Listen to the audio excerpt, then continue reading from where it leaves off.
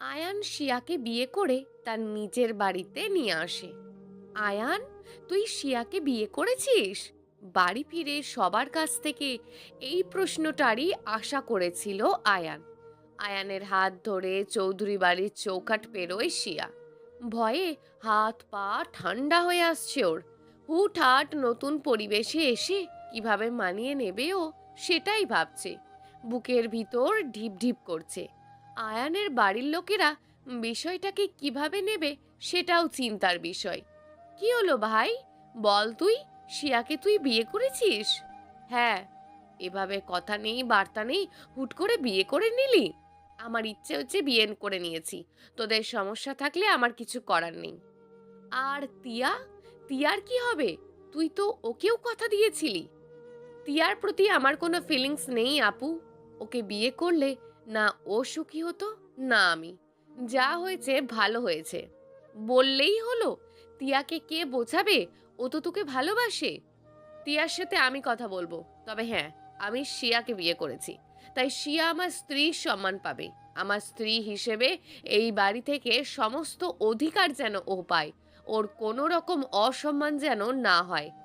আয়ানের কথা শুনে অবাক হয় শিয়া। তবে কি আয়ান এখনো ওকে ভালোবাসে? নাকি এটা ওর নারীর প্রতি সম্মান? নাকি শিয়ার প্রতি দয়া দেখাচ্ছে ও? আয়ান ওপরে রুমে চলে যায়। মীরা গম্ভীর মুখ নিয়ে শিয়ার কাছে আসে। শিয়া ভয়ে চোখ নামিয়ে নেয়। সবাই তীক্ষ্ণ দৃষ্টিতে দেখছে শিয়াকে। শিয়ার এভাবে ভয় পাওয়া দেখে সবাই হাসা শুরু করে দিল। শিয়া বুঝতে পারছে না কি হলো সবার। হ্যাঁ পাগলি, ভয় পাচ্ছ নাকি আমাদের? না মানে, আসলে রাগ তো আমাদের হয়েছেই, কিন্তু আমার ভাইয়ের ওপর এত কিপটে যে দাওয়াতটাই দিল না। তিয়াকে এই বাড়ির কারোরই পছন্দ নয়। আমরা তো তোমাকেই ভাবি হিসেবে ধরে নিয়েছিলাম। কিন্তু তুমি... মাথা নিচু করে নেয় সিয়া। ভুল তো ও করেই ছিল, কিন্তু নিরুপায় হয়ে। যাই হোক, আমি জানি বিয়েটা নিশ্চয়ই আয়ান জোর করে করেছে, না হলে তুমি এরকম করবেই না। যাই হোক, তোমার আর কি করার, এখন সামলাও বাঁদরটাকে আজীবন। বাঁদরই বটে। জামা কাপড় তো সব ওই বাড়িতে, চলো আজকের দিনটা আমার কাপড়ই পরো। মীরা শিয়াকে নিয়ে উপরের রুমে চলে গেল। একটা জলপাই রঙের সুতির শাড়ি বের করে ধরিয়ে দেয় সিয়ার হাতে। শিয়া শাড়ি হাতে মীরার দিকে এমন ভাবে তাকিয়ে আছে যেন প্রথমবার এই বস্তুটা দেখছে। মীরা হেসে সিয়াকে শাড়ি পরিয়ে দেয়। এক কাপ কফি হাতে আয়ানের রুমে যায় শিয়া। আয়ান বারান্দায় দাঁড়িয়ে সিগারেট টানছে। সিয়া ধীর পায়ে বারান্দায় গিয়ে কফিটা আয়ানের দিকে এগিয়ে দেয়। আয়ান সিয়ার দিকে তাকায়। আজ প্রথমবার কোনো মেয়েকে শাড়িতে দেখে মুগ্ধ হচ্ছে আয়ান। কিন্তু মুগ্ধতা প্রকাশ না করেই কফিটা নিয়ে শিয়ার হাতে মোহরানার টাকা ধরিয়ে দেয়। এই নাও তোমার মোহরানার টাকা। এরপর থেকে আমার যখন ইচ্ছে তোমাকে জড়িয়ে ধরবো, কিচ্ছু বলতে পারবে না। মানে? তুমি বুঝবে না। আয়ান আবারও সিগারেটটা মুখে দেয়। তুমি আবার সিগারেট টানা শুরু করেছো? কি আর করব বলো, যার জন্য ছেড়ে দিয়েছিলাম সেই তো আমাকে ছেড়ে চলে গেল। তাই বলে সিগারেট খাওয়া লাগবে? সিগারেট খাবো না তো কি খাবো? তোমাকে খাবো? যদি পারমিশন দাও তাহলে সিগারেট ফেলে তোমাকে খাওয়া শুরু করি। হুম, যত সব ফালতু কথাবার্তা। শিয়ার কথা শুনে মুচকি হাসে আয়ান। তারপর কফির মগে চুমুক দেয়। চিনি কম। মোটেও না, আমি মেপেই দিয়েছি। মোটেও না, চিনি কম, খেয়ে দেখো। সিয়ার দিকে কফির মগটা বাড়িয়ে দেয় আয়ান। আয়ানের হাত থেকে মগটা নিয়ে চুমুক দেয় শিয়া। কোথায় চিনি কম, ঠিকই তো আছে। দেখি। শিয়ার হাত থেকে মগটা নিয়ে নেয় আয়ান। এবার ঠিক আছে। শিয়ার দিকে তাকিয়ে বাঁকা হাসে আয়ান। স্টুপিড। রেগে ভিতরে চলে যায় শিয়া। এমন সময় মীরা রুমে ঢোকে। সিয়াকে রাগে ফুঁসতে দেখেই বুঝে যায় ভাইটা আবারও কিছু করেছে। বারান্দায় গিয়ে আয়ানের দিকে ভুরু কুঁচকে তাকায় মীরা। এভাবে তাকাস না আপু, আমার ভয় করে না বুঝি? তুই আর ভয়? মজা করিস না। আমার ভাবিকে রাগিয়েছিস কেন বল? তোর ভাবি এমনি এমনি রেগে যায়, রাগানো লাগে না।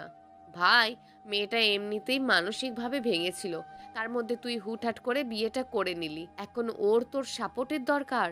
সাপোর্ট তো আমিও করতে চাই আপু, কিন্তু তার আগে ওকেও যে আমার সাপোর্ট হতে হবে। মানে? মানে ওকে স্বীকার করতে হবে, নিজের মুখে বলতে হবে যে ও আমাকে ভালোবাসে। তার আগে পর্যন্ত আমি ওকে জ্বালাবই। বুঝলাম। তবে দেখিস ওকে কষ্ট দিস না। মেয়েটা খুব ভালো রে। হ্যাঁ। মীরা রুম থেকে বেরিয়ে যায়। খানিকক্ষণ বাদে রুমে আসে আয়ান।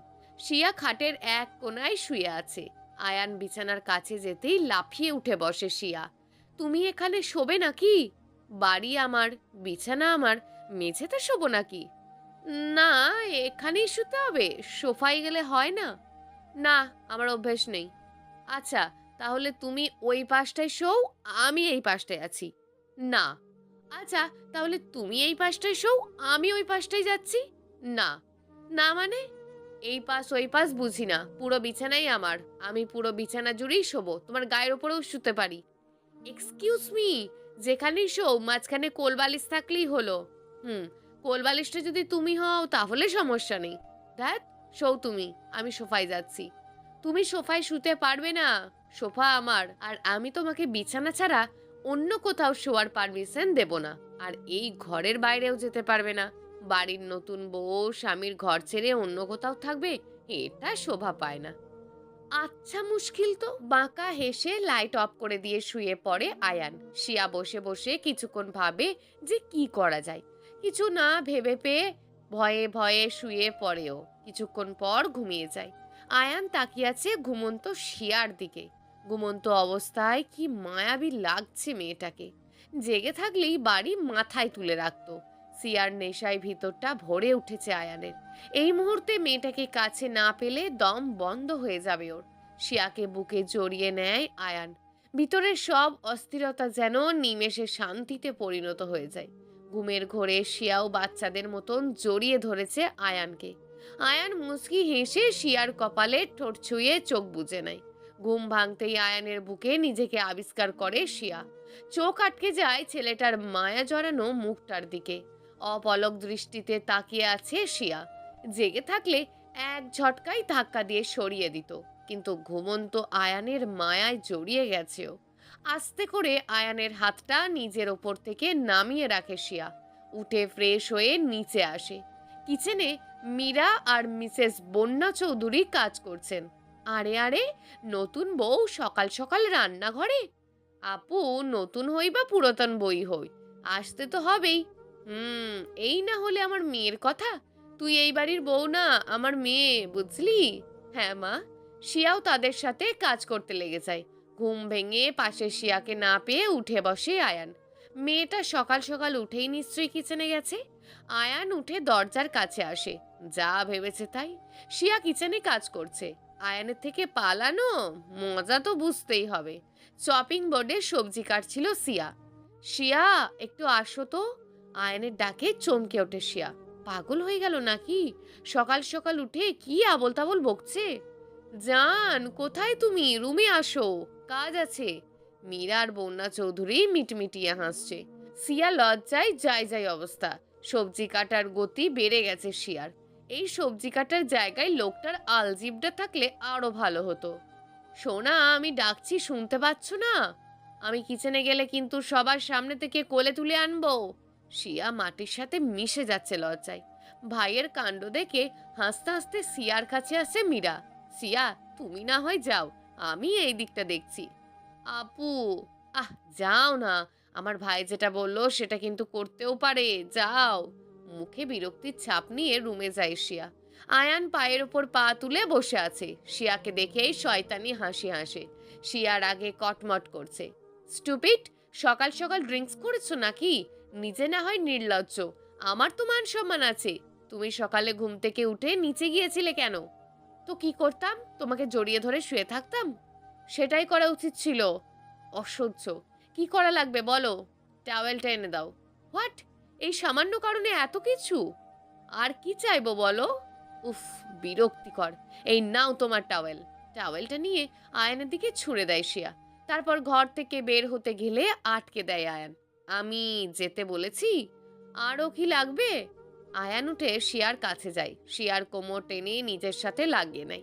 আয়ানের মুখ সিয়ার দিকে অগ্রসর হচ্ছে। শিয়ার ভিতরে ধুকপুক আরো বেড়ে গেছে। মুচকি হেসে ওকে ছেড়ে দেয় আয়ান। ইটস কল্ড লাভ। শিয়ার আগে দৃষ্টিতে একবার আয়ানের দিকে তাকিয়ে ঘর থেকে বেরিয়ে যায়। আয়ান, আয়ান চিৎকার করতে করতে বাড়িতে ঢোকে তিয়া। তিয়ার চিৎকার শুনে বাড়ির সবাই ড্রয়িং রুমে হাজির হয়। আয়ান নিচে নামতেই ওর দিকে তেড়ে যায় তিয়া। তোমার সাহস কি করে হয় আমাকে ছেড়ে অন্য একটা মেয়েকে বিয়ে করার?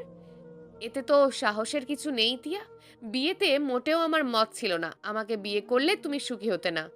আমি কিচ্ছু জানি না, আমাদের এঙ্গেজমেন্ট হয়ে গেছিল। আর তুমি?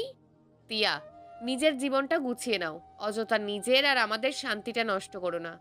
এমন সময় শিয়া নেমে আসে। শিয়াকে দেখে আরো চটে যায় তিয়া।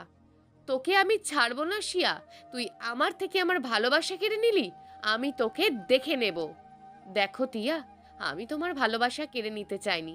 তোমার ভালোবাসা যদি আমার কাছে আসে, আমার কিছু করার নেই, আমিও ফিরিয়েই দিয়েছিলাম।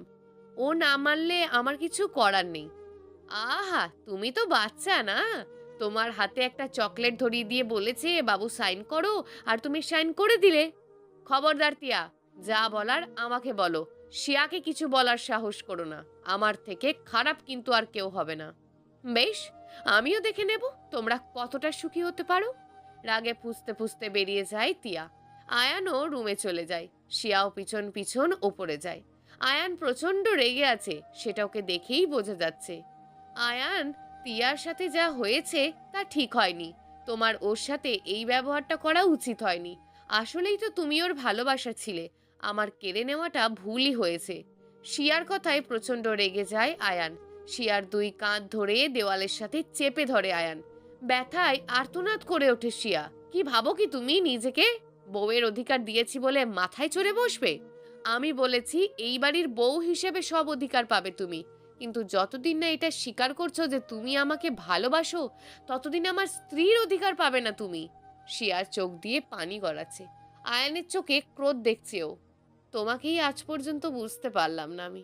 এই বলো যে আমাকে ভালোবাসো, আবার মিসবিহেভও করো। আমি তো এটাই বুঝি না আমার প্রতি তোমার ফিলিংসটা কি। সেটা বুঝলে তো কাজই হয়ে যেত। বুঝতে চাই আমি আয়ান, বোঝাও আমাকে। আয়ানের দৃষ্টি ক্রমশ শান্ত হয়, ক্রোধ সরে গিয়ে নেশা ভর করে ওঠে। বুঝতে চাও? হুম। মাথা নেড়ে হ্যাঁ সূচক উত্তর দেয় শিয়া। এবার আয়ান শিয়ার ঠোঁটের দিকে অগ্রসর হয়।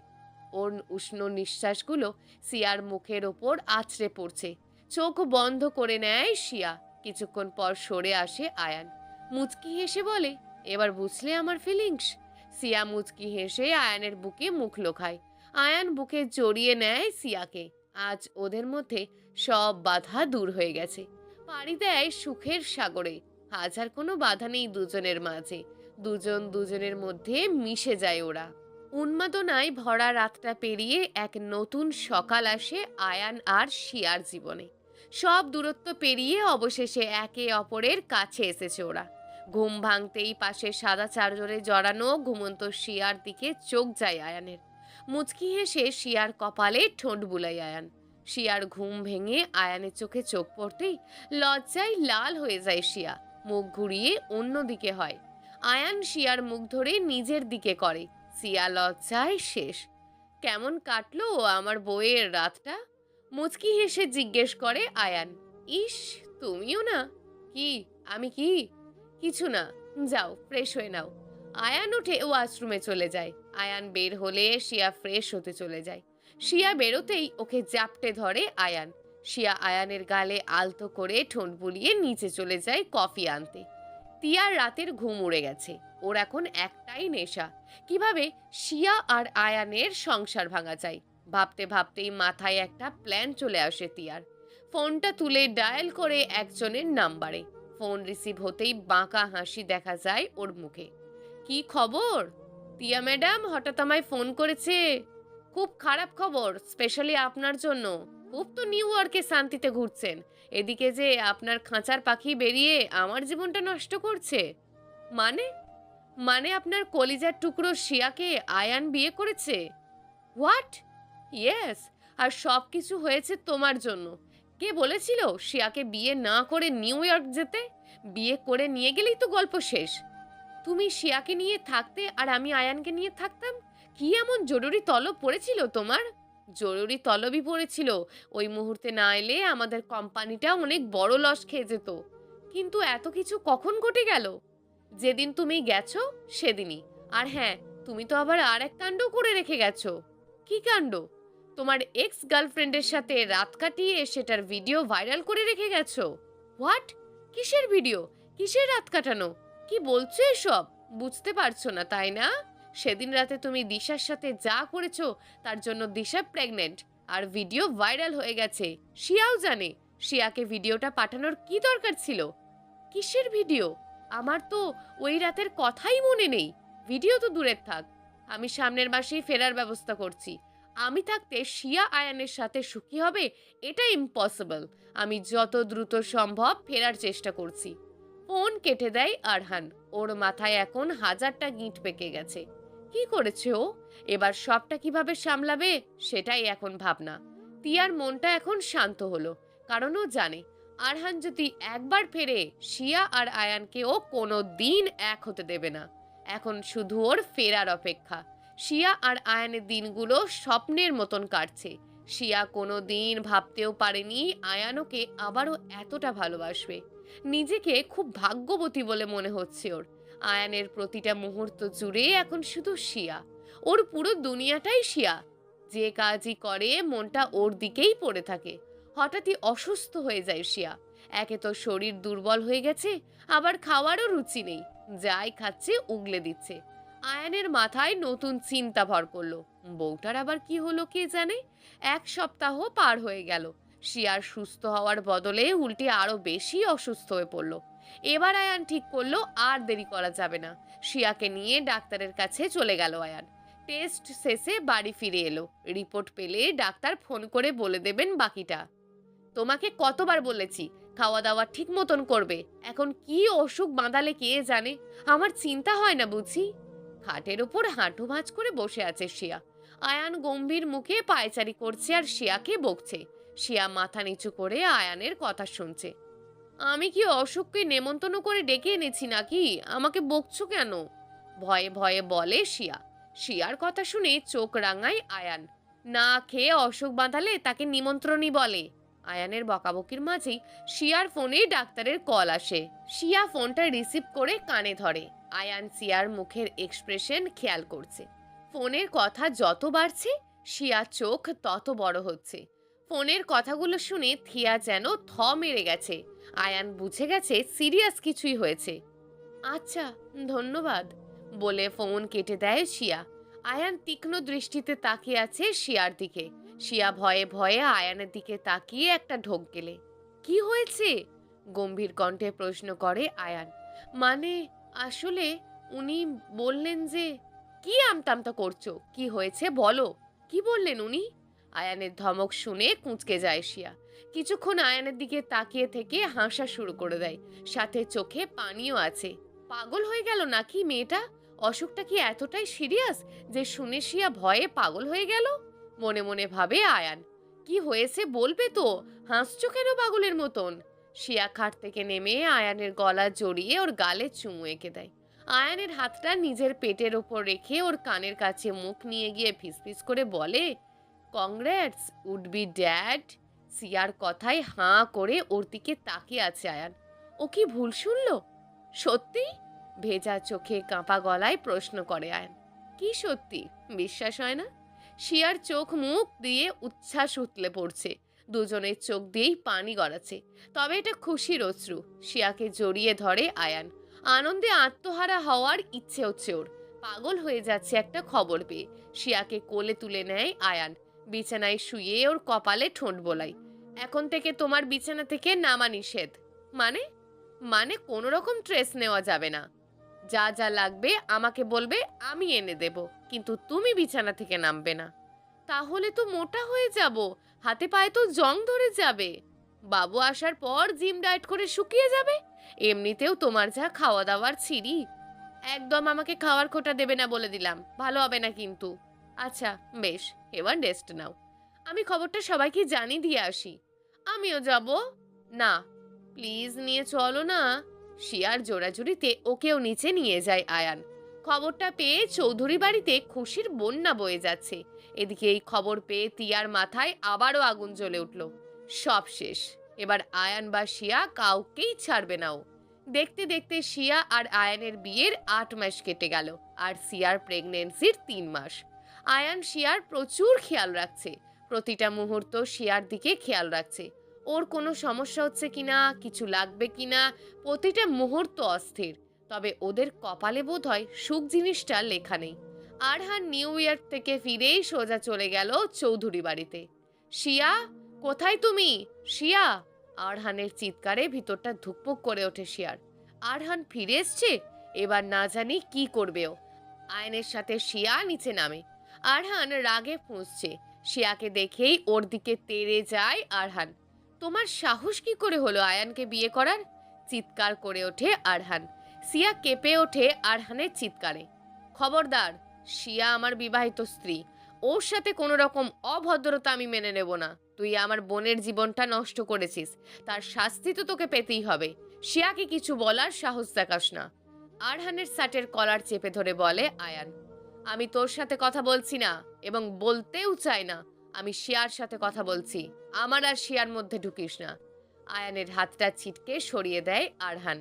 ঢুকে তো আমি গেছি, শিয়া আমার স্ত্রী, তাই ওকে কিছু বলতে গেলে আমার মুখোমুখি তো হতেই হবে। তুই? আরহানের কথা শেষ হওয়ার আগেই কোনো বাচ্চার কান্নার আওয়াজ পায় ও।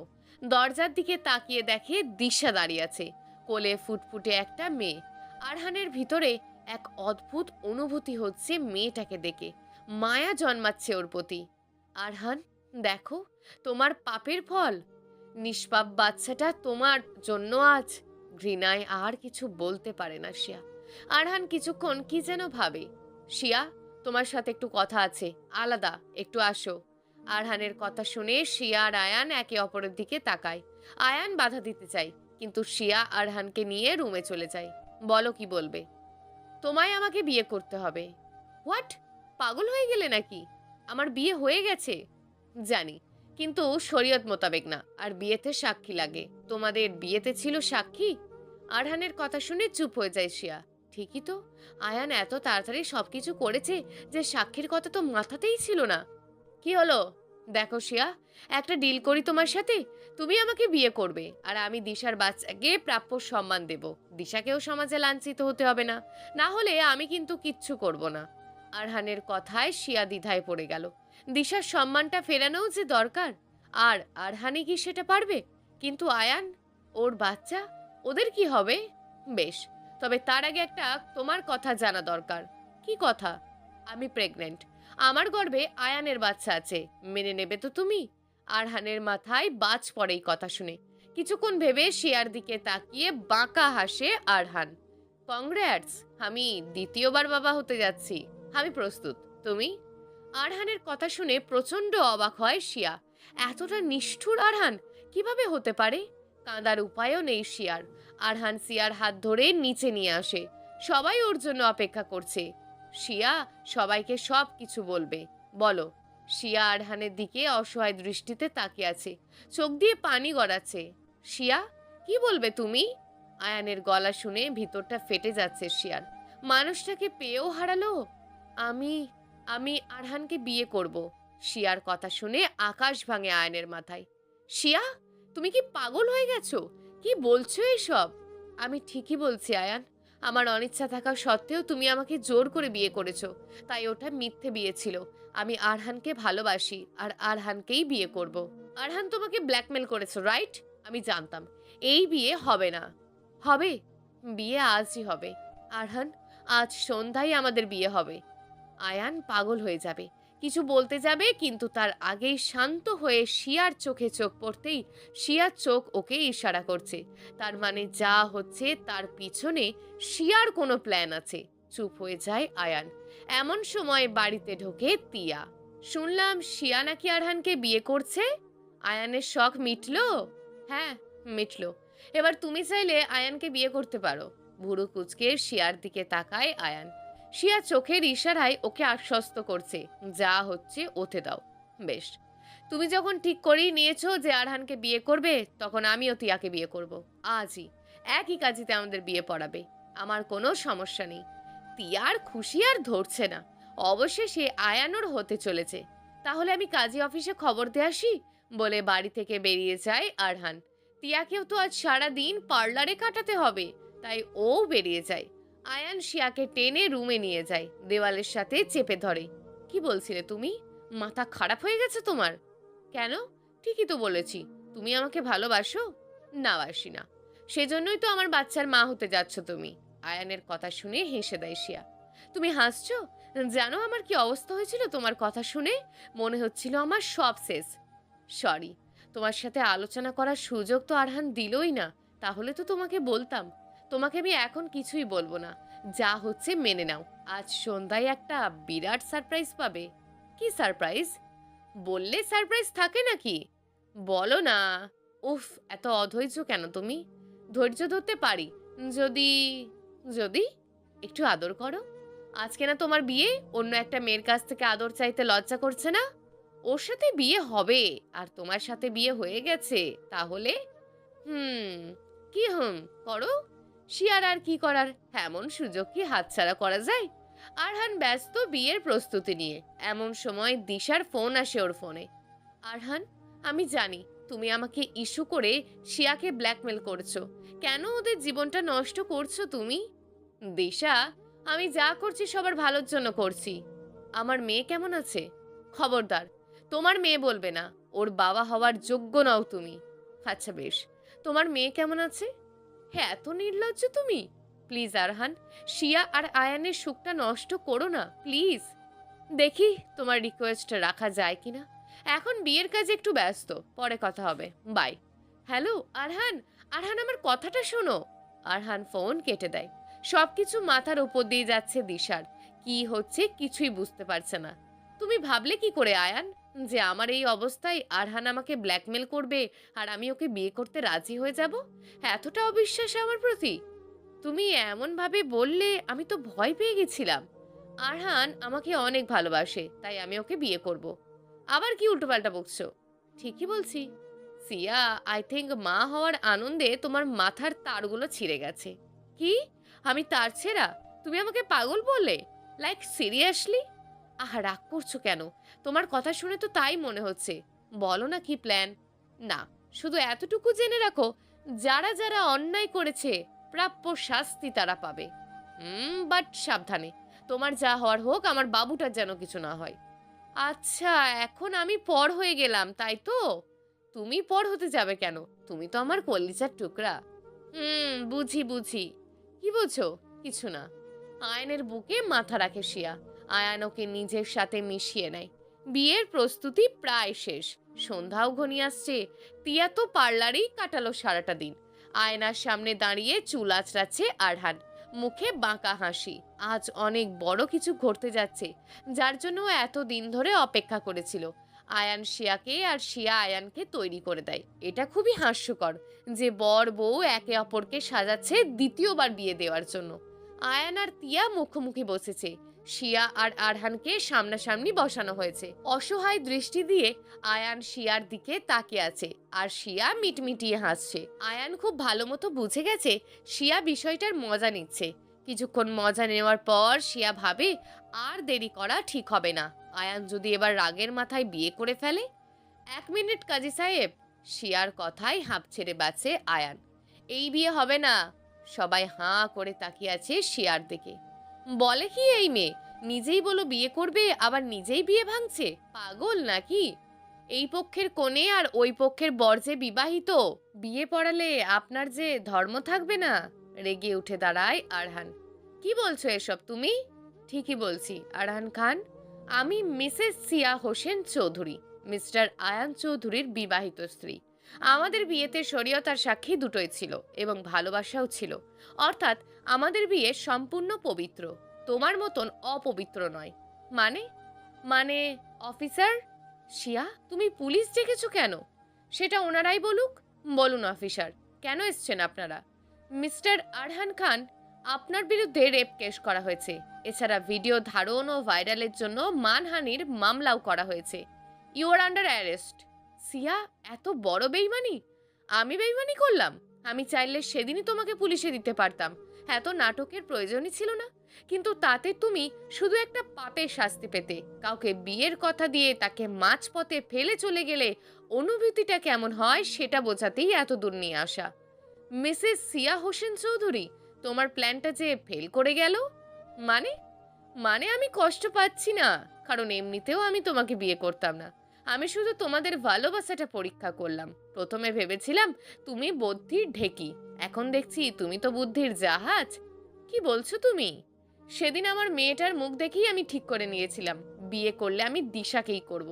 তোমাদের সুখ নষ্ট করার ইচ্ছে আমার নেই, কিন্তু নিজের সুখটাকে বেছে নেওয়ার অধিকার তো আছে আমার। দিশার সামনে গিয়ে দাঁড়াই আরহান। দিশা, আমি জানি আমি অনেক বড় অন্যায় করেছি, কিন্তু সত্যি আমি তোমাকে ভালোবাসি, আমার মেয়েটাকে ভালোবাসি। প্লিজ দিশা, আমাকে ক্ষমা করবে? দিশা যেন নিজের কানকে বিশ্বাস করতে পারছে না। আরহানকে এই কথা বলছে।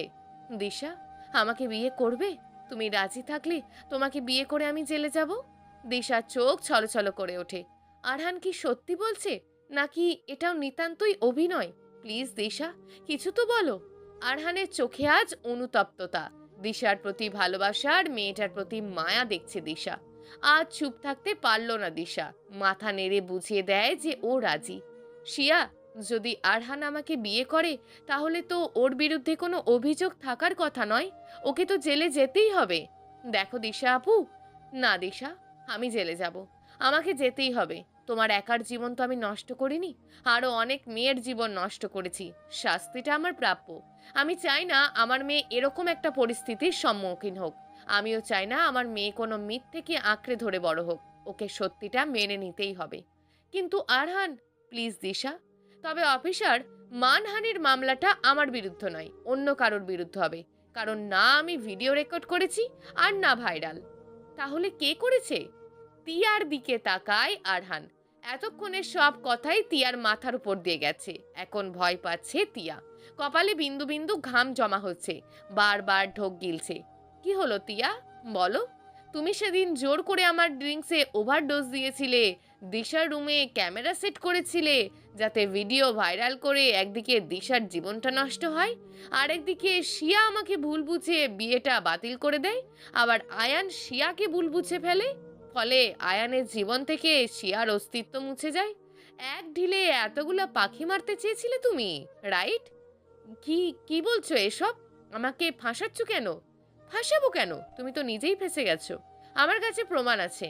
তিয়ার ভয় আরো বেড়ে গেছে, আরো বেশি ঘামছেও। যাই হোক অফিসার, আমাদের বিয়েটা খেয়েই যান। আর হ্যাঁ, আমার আর দিশার সাথে সাথে আয়ান আর সিয়াকেও আবার সাক্ষী সহ বিয়ে করতে হবে। শিয়া আয়ানের দিকে তাকিয়ে মুচকি হেসে চোখ নামিয়ে নেয়। তিয়া রাগ আর অপমানে মাটিতে মিশে যাচ্ছে। ওর সমস্ত আনন্দ, সব স্বপ্ন শেষ। শিয়া আর আয়ান এবং দিশা আর আরহানের বিয়ে পড়ানো হলো। এবার আরহানের যাওয়ার পালা। দিশা কাঁদছে। আরহান দিশার কাছে এসে দুই হাত দিয়ে দিশার মুখটা তুলে চোখের পানি মুছে দেয়। ওর কপালে চুমু দিয়ে বলে, চিন্তা করো না, খুব তাড়াতাড়ি ফিরে আসবো। আমি অপেক্ষা করব আরহান। নিজের খেয়াল রেখো, খাওয়া দাওয়া ঠিক মতন করবে, নিজের আর বাবুর খেয়াল রাখবে। হুম। আরহানের 1 বছরের জেল হয়। এর মধ্যে শিয়ারও ফুটফুটে একটা মেয়ে হয়, আসিয়া চৌধুরী আরশি। আজ আরহানের ফেরার দিন। আরহান বাড়িতে ঢুকতেই দিয়া বাবা বাবা চিৎকার করতে করতে ছুটে যায় আরহানের কাছে। আরহানও মেয়েকে কোলে নিয়ে কপালে চুমু দেয়। দিশাও এগিয়ে আসে। এবার সব বাঁধা শেষ, সুখের সংসার বাঁধবে এখন ওরা। প্রিয় দর্শক, যদি আজকের গল্পটি আপনাদের ভালো লেগে থাকে তাহলে ভিডিওটিতে অবশ্যই একটি লাইক করে আপনার মূল্যবান একটি কমেন্ট করুন। আর হ্যাঁ, চ্যানেলটিকে যদি সাবস্ক্রাইব করে না রাখেন তাহলে চ্যানেলটিকে অবশ্যই সাবস্ক্রাইব করে আমাদের পাশে থাকুন। দেখা হবে আগামীকালের নতুন এবং আকর্ষণীয় গল্প নিয়ে। ধন্যবাদ।